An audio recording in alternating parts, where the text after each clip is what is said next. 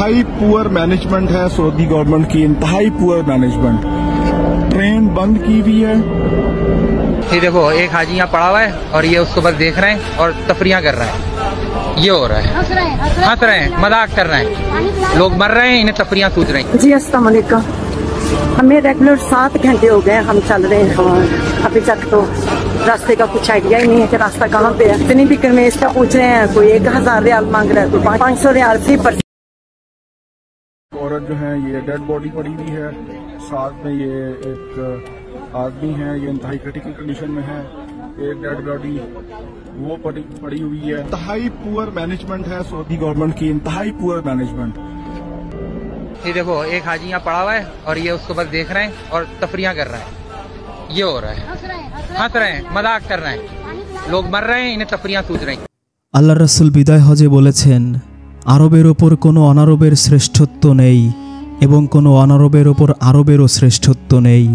কোনো কালোর ওপর কোনো ফর্সা ব্যক্তির শ্রেষ্ঠত্ব নেই সাদার ওপর কোনো কালোর। শ্রেষ্ঠত্ব লাভ করা যাবে কেবল তাকওয়া, আল্লাহ ভীতির মাধ্যমে। হজ ইসলামের পঞ্চম খুঁটি। জীবনে অন্তত একবার হজ করা ফরজ। মহান আল্লাহ সূরা আল ইমরানে জানিয়েছেন, যাদের এই ঘরে যাওয়ার সামর্থ্য আছে তারা যেন জীবনে অন্তত একবার সেখানে যায়। সারা পৃথিবীর মানুষের মধ্যে একতা, ঐক্যবদ্ধতার এক চমৎকার উদাহরণ হচ্ছে হজ। সবাই এক জায়গায় একসাথে একত্রিত হয়ে দুটুকরো কাপড় পরে হাসরের মাঠের মতো ধনী দরিদ্র আমির ফকিরের ভেদাভেদ ভুলে এক আল্লাহর আনুগত্য স্বীকার করে নেয়। আল্লাহর কাছে খাস তওবা করে, ওয়াদা ও প্রতিশ্রুতি করে সারা জীবনের সকল গুনাহ থেকে মুক্ত হয়ে মুমিন মুত্তাকি খাঁটি মুসলিম হওয়ার সাধনা করবে।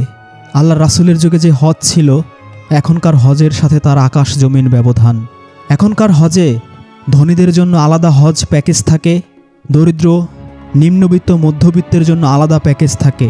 ধনীরা যেখানে ভিআইপি হোটেল, এসি সমৃদ্ধ রুম, টিভি কম্পিউটার সহ আধুনিক সুযোগ সুবিধা, উন্নত খাবার দাবারের ফ্যাসিলিটি পেয়ে থাকেন, সেখানে সাধারণ হজ যাত্রীরা উন্নত 5 স্টার হোটেলের মতো রুম তো দূরের কথা, খোলা আকাশের নিচে নিম্নমানের তাঁবুতে নিম্নমানের খাবার খেয়ে হজ পালন করতে বাধ্য হয়। এবছর হজ করতে গিয়ে 1300 মুসলিম মৃত্যুবরণ করেছেন। মিশর, ইন্দোনেশিয়া, বাংলাদেশ, পাকিস্তান, ভারতের শত শত মুসলিম শহীদ হয়েছেন। কে দায়ী এর জন্য? সৌদি সরকার বলছে যারা মৃত্যুবরণ করেছে তাদের 83%ই অবৈধ পথে হজ করতে এসেছেন।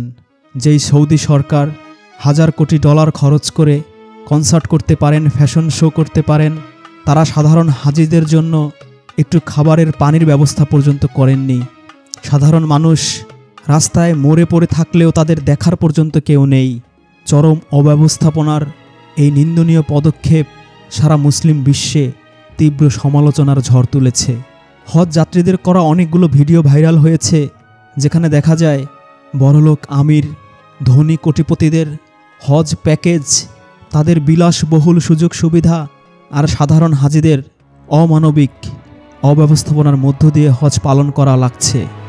আরাফাতের মাঠের একটা ভিডিও ভাইরাল হয়েছে, যেখানে দেখা যায় 55 ডিগ্রি তাপমাত্রায় প্রচণ্ড গরমে নিম্নমানের তাঁবুতে অনেকে খোলা আকাশের নিচে অবস্থান করছে। অন্যদিকে বিলাসবহুল রিসোর্টের মতো অত্যাধুনিক সুযোগ সুবিধা নিয়ে ভিআইপি এসি সমৃদ্ধ রুমে ধনীরা স্পেশাল প্যাকেজের হজ পালন করছে। এটাই কি ছিল হজের উদ্দেশ্য? আরেকটা ভিডিওতে দেখা যায় 7 কিলোমিটার পথ পায়ে হেঁটে পাড়ি দিয়ে সাধারণ হাজিরা শয়তানের গায়ে পাথর নিক্ষেপ করছে। আর এক ভিআইপি প্যাকেজধারী হাজি, তিনি তার বিলাসবহুল গাড়ি নিয়ে এসে গাড়ির মধ্যে বসেই পাথর ছুঁড়ে মারছেন, যেখানে সাধারণ হাজিদের সামান্য একটা বাসের ব্যবস্থা পর্যন্ত সৌদি সরকার করেনি। প্রচুর মানুষ রাস্তায় মরে পড়ে আছে, তাদের দিকে কর্তৃপক্ষ ফিরেও তাকাচ্ছে না।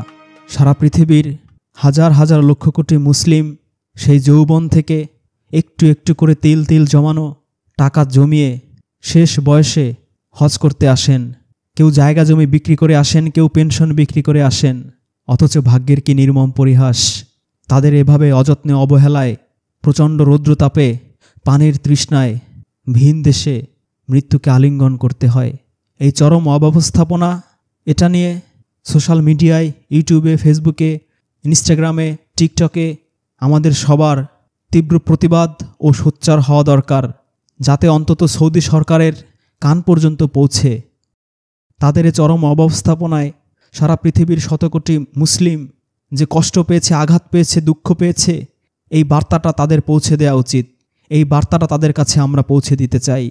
আমরা তীব্র নিন্দা জানাই, ঘৃণা জানাই, ধিক্কার জানাই এবং আল্লাহর কাছে দোয়া করি যারা মৃত্যুবরণ করেছেন তাদেরকে যেন আল্লাহ পাক মাফ করে দেন এবং তাদের পরিবারকে এই কষ্ট সহ্য করার শক্তি দান করেন।